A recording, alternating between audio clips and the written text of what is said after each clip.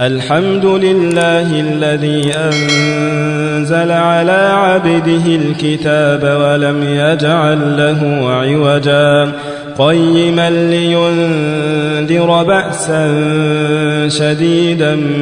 من لدنه ويبشر المؤمنين الذين يعملون الصالحات أن لهم أجرا حسنا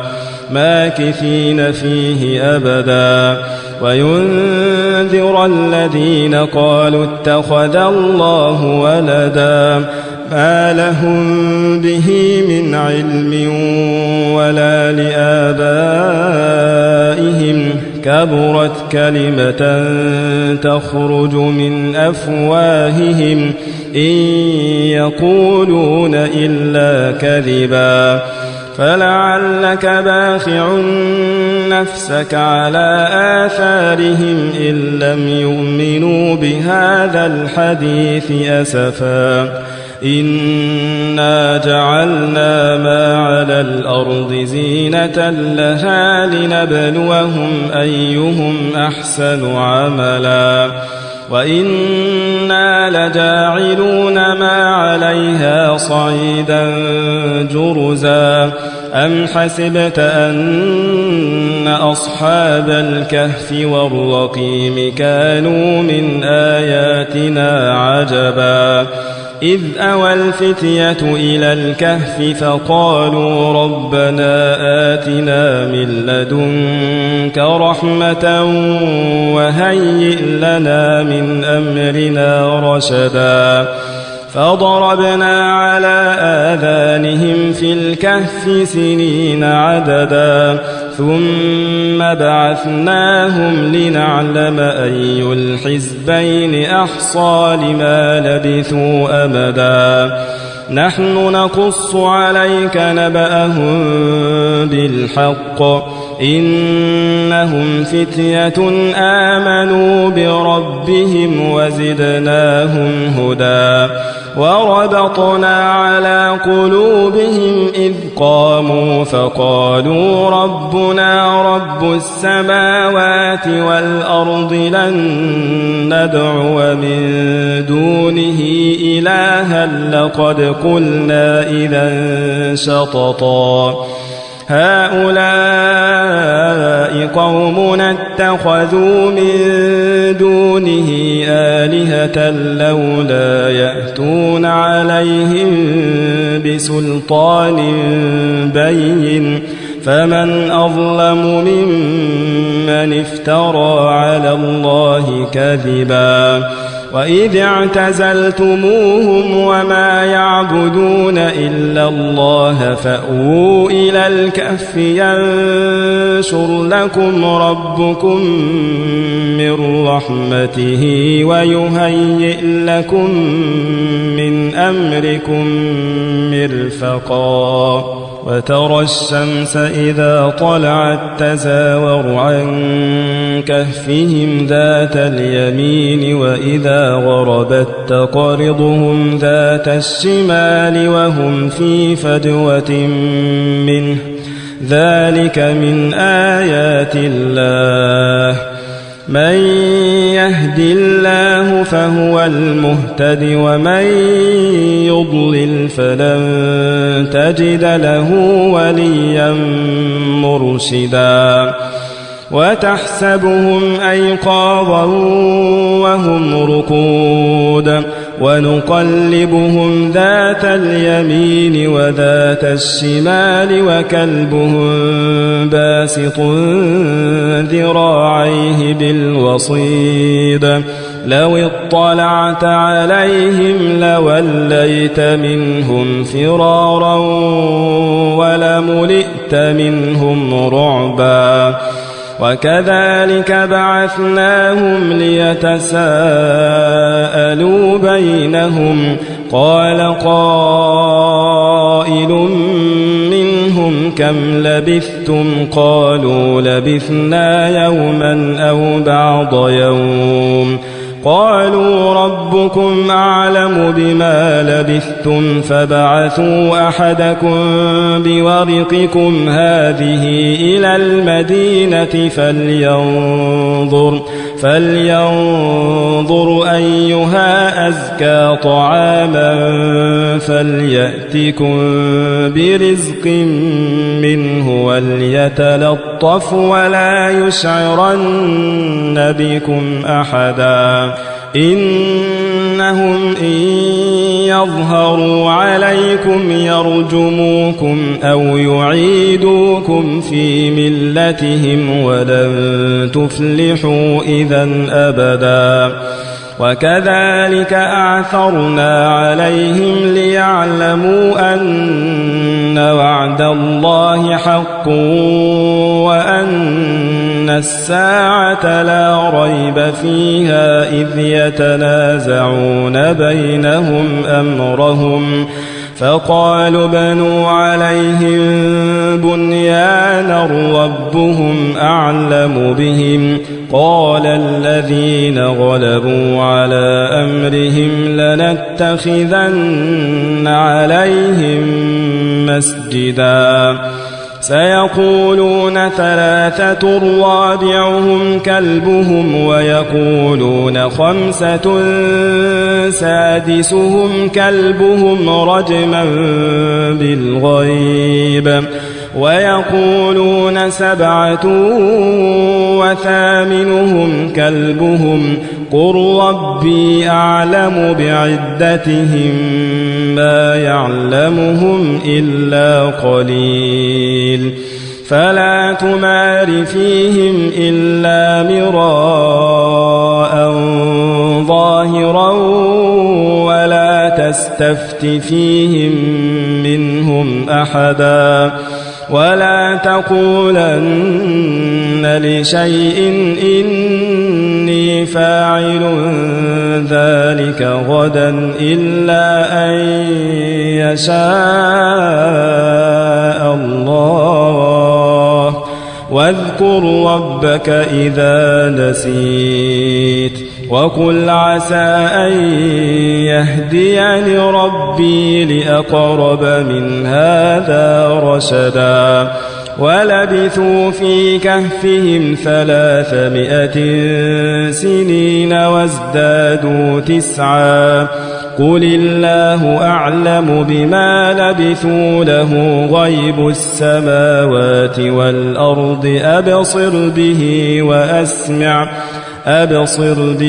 وأسمع ما لهم من دونه من ولي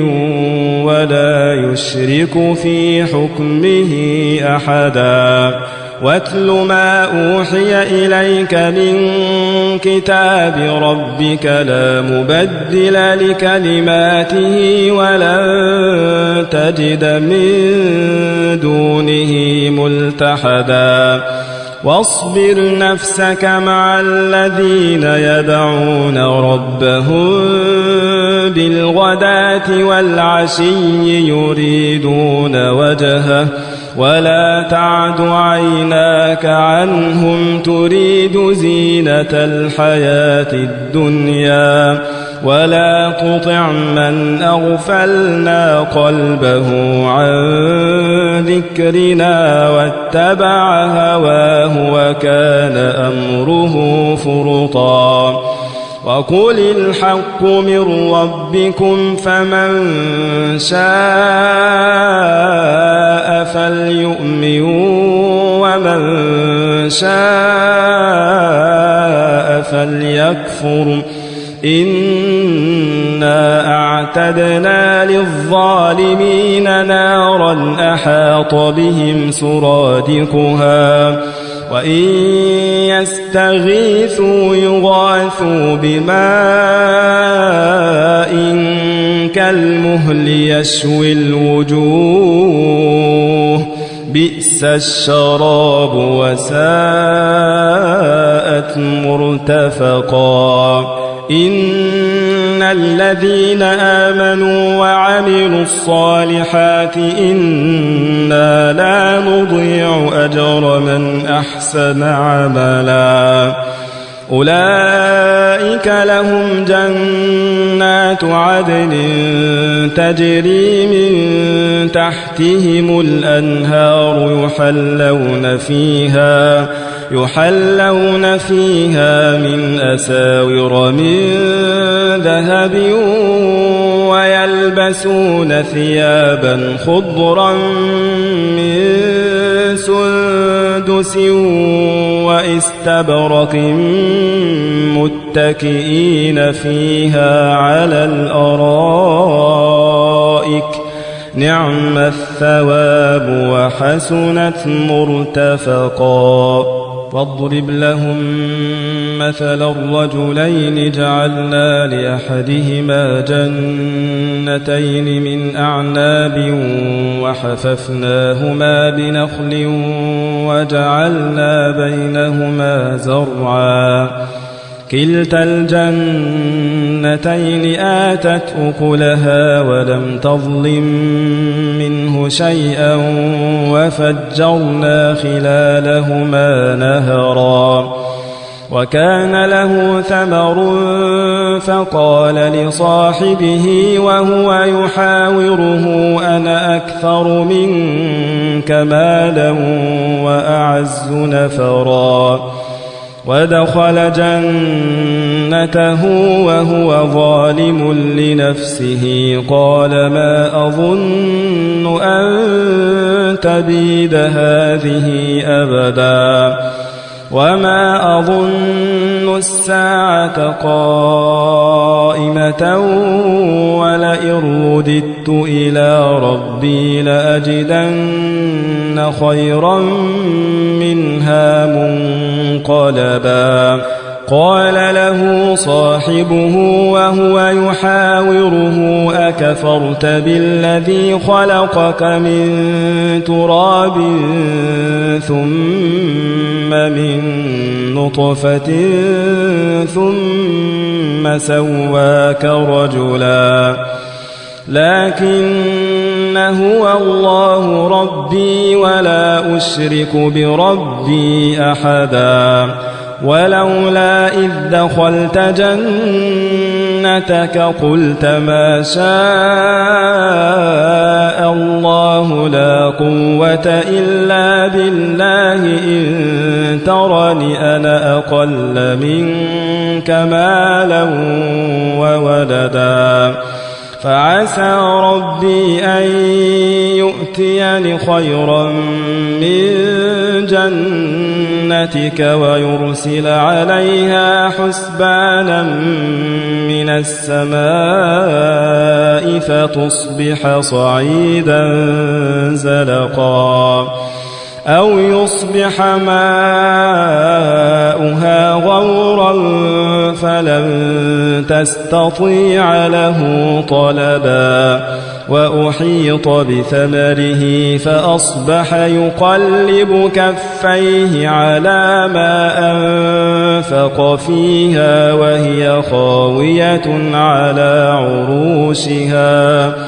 وهي خاوية على عروشها ويقول يا ليتني لم أشرك بربي أحدا ولم تكن له فئة ينصرونه من دون الله وما كان منتصرا هنالك الولاية لله الحق هو خير ثوابا وخير عقبا واضرب لهم مثل الحياة الدنيا كماء إن أنزلناه من السماء فاختلط به نبات الأرض فأصبح هشيما تذروه الرياح وكان الله على كل شيء مقتدرا المال والبنون زينة الحياة الدنيا والباقيات الصالحات خير عند ربك ثوابا وخير أملا ويوم نسير الجبال وترى الأرض بارزة وحشرناهم فلم نغادر منهم أحدا وعرضوا على ربك صفا لقد جئتمونا كما خلقناكم أول مرة بل زعمتم أن لن نجعل لكم موعدا ووضع الكتاب فترى المجرمين مشفقين مما فيه ويقولون يا ويلتنا ما لهذا الكتاب لا يغادر صغيرة ولا كبيرة إلا أحصاها ووجدوا ما عملوا حاضرا ولا يظلم ربك أحدا وإذ قلنا للملائكة اسجدوا لآدم فسجدوا إلا إبليس كان من الجن ففسق عن أمر ربه أفتتخذونه وذريته أولياء من دوني وهم لكم عدو بئس للظالمين بدلا ما أشهدتهم خلق السماوات والأرض ولا خلق أنفسهم وما كنت متخذ المضلين عضدا ويوم يقول نادوا شركائي الذين زعمتم فدعوهم فلم يستجيبوا لهم وجعلنا بينهم موبقا ورأى المجرمون النار فظنوا أنهم مواقعوها ولم يجدوا عنها مصرفا ولقد صرفنا في هذا القرآن للناس من كل مثل وكان الإنسان أكثر شيء جدلا وما منع الناس أن يؤمنوا إذ جاءهم الهدى ويستغفروا ربهم إلا أن تأتيهم سنة الأولين أو يأتيهم العذاب قبلا وما نرسل المرسلين إلا مبشرين ومنذرين ويجادل الذين كفروا بالباطل ليدحضوا به الحق واتخذوا آياتي وما أنذروا هزوا ومن أظلم ممن ذكر بآيات ربه فأعرض عنها ونسي ما قدمت يداه إنا جعلنا على قلوبهم أكنة أن يفقهوه وفي آذانهم وقرا وإن تدعهم إلى الهدى فلن يهتدوا إذن أبدا وربك الغفور ذو الرحمة لو يؤاخذهم بما كسبوا لعجل لهم العذاب بل لهم موعد لن يجدوا من دونه موئلا وتلك القرى أهلكناهم لما ظلموا وجعلنا لمهلكهم موعدا وإذ قال موسى لفتاه لا أبرح حتى أبلغ مجمع البحرين أو أمضي حقبا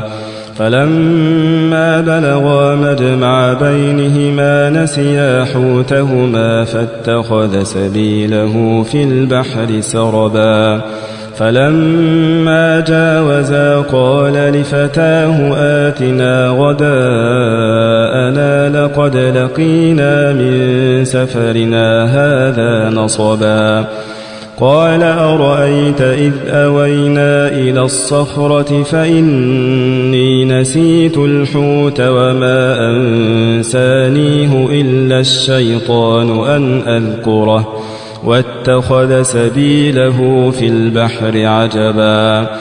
قال ذلك ما كنا نبغي فارتدا على آثارهما قصصا فوجدا عبدا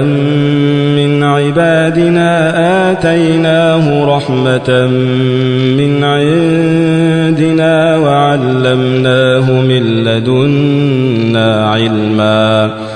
قال له موسى هل أتبعك على أن تعلمني مما علمت رشدا قال إنك لن تستطيع معي صبرا وكيف تصبر على ما لم تحط به خبرا قال ستجدني إن شاء الله صابرا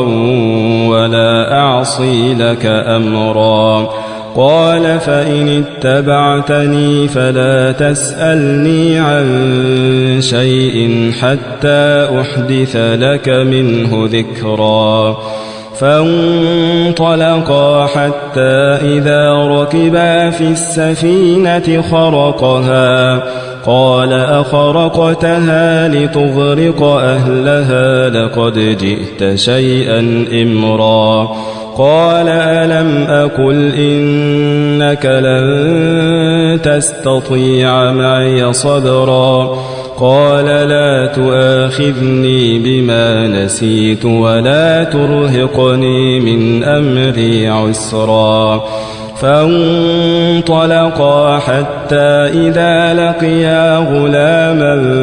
فقتله قال أقتلت نفسا زكية بغير نفس لقد جئت شيئا نكرا قال ألم أقل لك إنك لن تستطيع معي صبرا قال إن سألتك عن شيء بعدها فلا تصاحبني قد بلغت من لدني عذرا فانطلقا حتى إذا أتيا أهل قرية استطعما أهلها فأبوا أن يضيفوهما فوجدا فيها جدارا يريد أن ينقض فأقامه قال لو شئت لاتخذت عليه أجرا قال هذا فراق بيني وبينك سأنبئك بتأويل ما لم تستطع عليه صبرا أما السفينة فكانت لمساكين يعملون في البحر فأردت أن أعيبها وكان وراءهم ملك يأخذ كل سفينة غصبا وأما الغلام فكان أبواه مؤمنين فخشينا أن يرهقهما طغيانا وكفرا فأردنا أن يبدلهما ربهما خيرا منه زكاة وأقرب رحما وأما الجدار فكان لغلامين يتيمين في المدينة وكان تحته كنز لهما وكان أبوهما صالحا وكان أبوهما صالحا فأراد ربك أن يبلغا أشدهما ويستخرجا كنزهما رحمة من ربك وما فعلته عن أمري ذلك تأويل ما لم تسطع عليه صبرا ويسألونك عن ذي القرنين قل سأتلو عليكم منه ذكرا إنا مكنا له في الأرض وآتيناه من كل شيء سببا فأتبع سببا حتى إذا بلغ مغرب الشمس وجدها تغرب في عين حمئة ووجد عندها قوما قلنا يا ذا القرنين إما أن تعذب وإما أن تتخذ فيهم حسنا قال أما من ظلم فسوف نعذبه ثم يرد إلى ربه فيعذبه عذابا نكرا وأما من آمن وعمل صالحا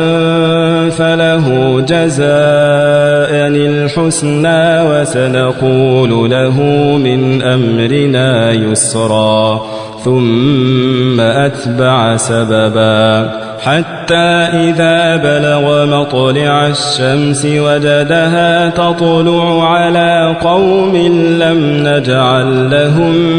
من دونها سترا كذلك وقد أحطنا بما لديه خبرا ثم أتبع سببا حتى إذا بلغ بين السدين وجد من دونهما قوما لا يكادون يفقهون قولا قالوا يا ذا القرنين إن يأجوج ومأجوج مفسدون في الأرض فهل نجعل لك خرجا على أن تجعل بيننا وبينهم سدا قال ما مكني فيه ربي خير فأعينوني بقوة أجعل بينكم وبينهم ردما آتوني زبر الحديد حتى إذا ساوى بين الصدفين قال انفخوا حتى إذا جعله نارا قال آتوني أفرغ عليه قطرا فما استطاعوا أن يظهروه وما استطاعوا له نقبا قال هذا رحمة من ربي فإذا جاء وعد ربي جعله دكاء وكان وعد ربي حقا وتركنا بعضهم يومئذ يموج في بعض ونفخ في الصور فجمعناهم جمعا وعرضنا جهنم يومئذ للكافرين عرضا الذين كانت أعينهم في غطاء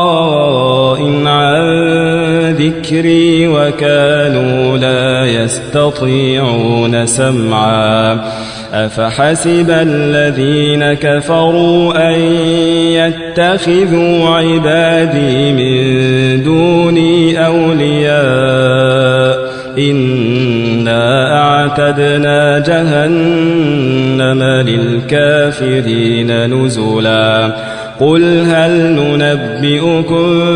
بالأخسرين أعمالا الذين ضل سعيهم في الحياة الدنيا وهم يحسبون أنهم يحسنون صنعا أولئك الذين كفروا بآيات ربهم ولقائه فحبطت أعمالهم فلا نقيم لهم يوم القيامة وزنا ذلك جزاؤهم جهنم بما كفروا واتخذوا آياتي ورسلي هزوا إن الذين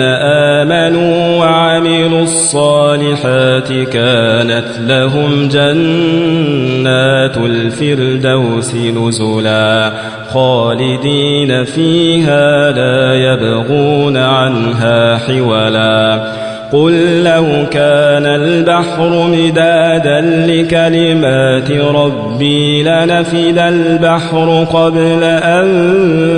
تنفد كلمات ربي ولو جئنا بمثله مددا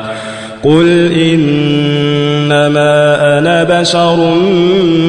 مثلكم يوحى إلي أنما إلهكم إله واحد